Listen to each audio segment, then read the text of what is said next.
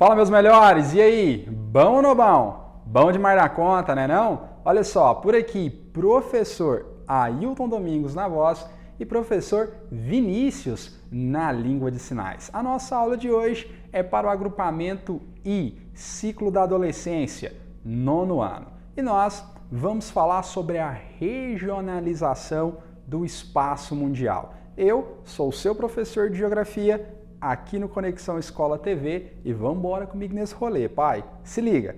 Na aula de hoje, o primeiro ponto que nós vamos discutir é o que é regionalização, o que é regionalizar. Nós compreendemos a regionalização como o agrupamento de elementos semelhantes ou iguais do espaço geográfico a partir de critérios. É como se eu pegasse ali o meu espaço geográfico, dividisse ele em partes, né, a partir de critérios e cada uma dessas partes seriam então as regiões. Obviamente, nós temos várias possibilidades de regionalização. Basta definir um critério. Pode ser econômico, social, político, enfim. O nosso planeta também tem várias possibilidades de regionalização e nessa aula nós vamos ver algumas dessas possibilidades. A primeira possibilidade já cresce aí na sua tela, vai ficar grandão para você, que é sobre os continentes. É possível regionalizar o nosso planeta em continentes, considerando que continente é a parte da superfície terrestre que não está coberta pelos oceanos e tendo como critério a localização geográfica e aspectos históricos e culturais, nós regionalizamos o nosso planeta em 6 massas continentais. Você sabe quais são elas? Sim ou não? Não sabe? Então se liga na próxima imagem que mostra aí para vocês as massas continentais que formam o nosso planeta. Então nós temos a América, a Antártica, que também pode ser chamada de Antártida, a África, o continente asiático, o europeu e a Oceania. Professor, espera aí.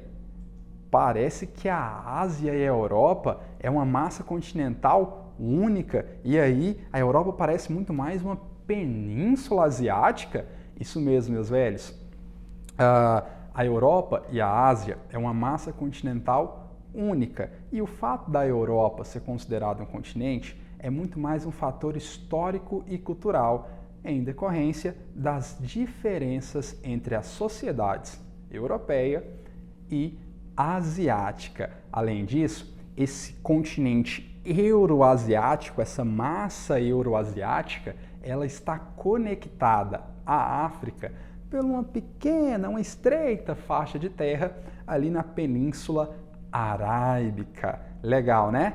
Muito da hora. Mas a Europa ser considerada um continente também se dá pela grande influência que a Europa tem sobre outras nações. Por isso, há regionalizações do espaço mundial que utilizam uma visão eurocêntrica, ou seja, coloca a Europa em destaque nas representações. É como se a Europa fosse uma referência para poder estabelecer outras regiões. E olha que doideira, essa visão eurocêntrica, ela pode ser percebida em planisférios, onde a Europa aparece estar no centro, mas também de forma muito mais incisiva, como é o caso em regionalizar os nossos continentes em 3 grupos.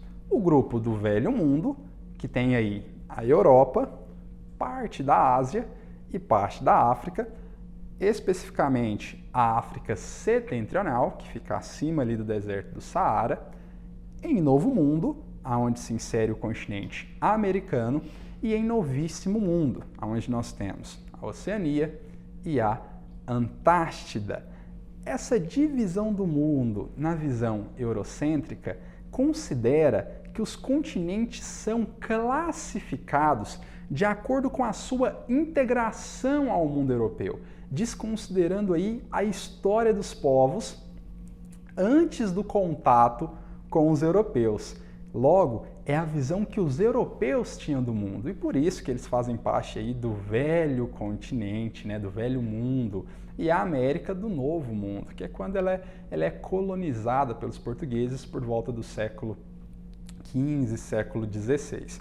Além disso, nós também precisamos destacar que não é incomum na TV, em alguns livros ou jornais, as pessoas se referirem à Europa como o velho mundo, dando força a essa visão eurocêntrica. Meus bons, mas nós também podemos regionalizar o nosso planeta em hemisférios. Hemisfério significa metade de uma esfera. A partir de paralelos e meridianos, né, de um paralelo principal e de um meridiano principal, nós dividimos o nosso planeta em 4 hemisférios. Se liga na imagem que vai ficar grandona aí para vocês, aonde nós temos na parte superior do lado esquerdo a divisão da Terra em hemisfério leste e hemisfério oeste. Vale lembrar que o hemisfério leste também pode ser chamado de oriental e o hemisfério oeste também pode ser chamado de ocidental. Bom, para determinar o que é leste e o que é oeste, nós utilizamos o GMT, o meridiano de Greenwich. Então, o meridiano de Greenwich é o meridiano principal que vai dividir a Terra aí em 2 hemisférios. Nós temos também, a partir da linha do Equador, o paralelo principal, que também vai dividir a Terra em mais 2 hemisférios. Nós temos acima da linha do Equador o hemisfério norte, que pode ser chamado de setentrional ou de boreal, e o hemisfério sul, que pode ser chamado de austral ou meridional. Professor, mas tem uma visão eurocêntrica até nesse rolê de hemisférios? Se liga que tem, vou te mostrar. Olha só, nós podemos, antes de falar sobre a visão eurocêntrica para determinar os hemisférios, vou apresentar para vocês uma outra possibilidade de compreender o Ocidente e o Oriente, que é através de aspectos históricos e culturais. Nós podemos chamar de países ocidentais aqueles países que são desenvolvidos, onde a gente tem uma forte influência do cristianismo como religião.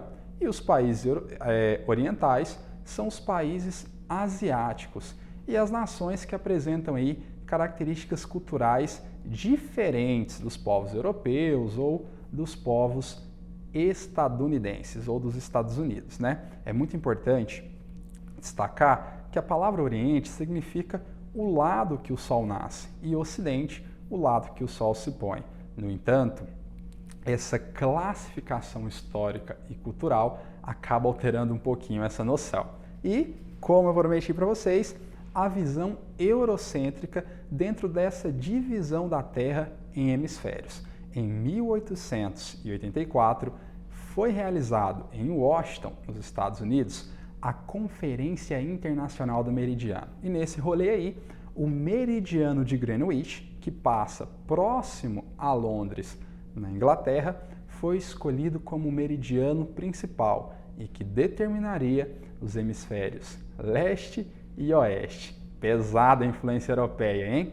Além disso, a região que hoje nós conhecemos como região do Oriente Médio, que é lá na Península Arábica, ela também é uma consideração eurocêntrica, levando em consideração que a Europa chamava aquela região ali de Oriente Médio, porque tinha o Oriente Próximo, enfim, Oriente Distante, mas isso é um assunto para outro rolê. No entanto, até hoje nós conhecemos a região da Península Arábica como Oriente Médio, ainda que essa região não esteja a oriente do Japão ou da Austrália. Doideira, né?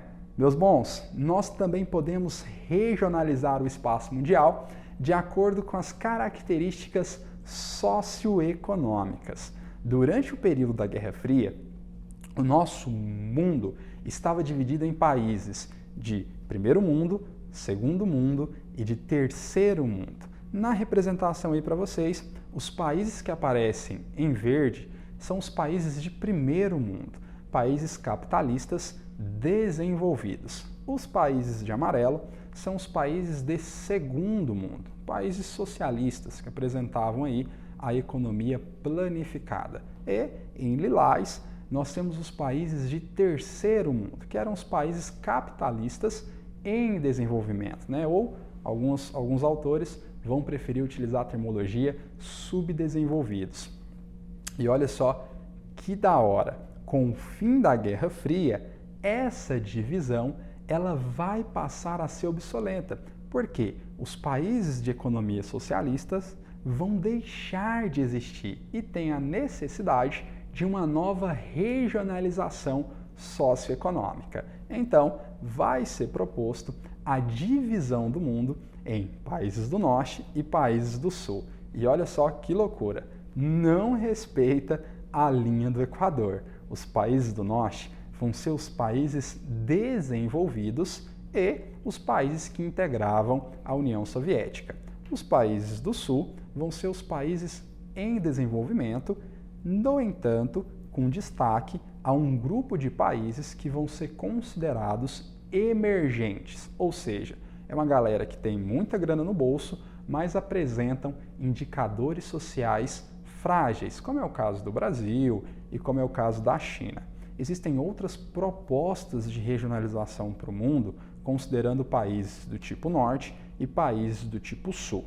No entanto, vou deixar como atividade para vocês dar um rolê na internet, dar uma buscada aí nos livros que você tem na sua casa para você poder encontrar essa outra possibilidade. Fechou? Meus caros, vale muito ressaltar que ainda que aquela outra regionalização que nós mostramos aqui na imagem anterior, entre países de primeiro, segundo e terceiro mundo, tenha deixado de existir, não é comum até hoje no noticiário, na imprensa, ouvirmos a expressão o Brasil é um país de terceiro mundo, lá nos países de primeiro mundo as coisas não são assim, ainda que a gente saiba que essa regionalização não compreende mais a dinâmica socioeconômica atual, ok? Meus caros, nossa aula de hoje vai ficando por aqui, mas antes eu tenho que deixar para vocês a nossa atividade. E a atividade de hoje é muito simples.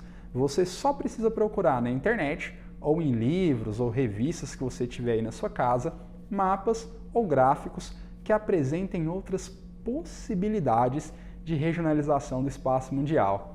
Fácil demais, não é? Não vai ter nem graça fazer essa atividade, tranquila, tá suave para vocês, tenho certeza. Meus caros, valeu demais pela sua atenção, te encontro aqui na nossa próxima aula no Conexão Escola TV. Forte abraço e até a próxima!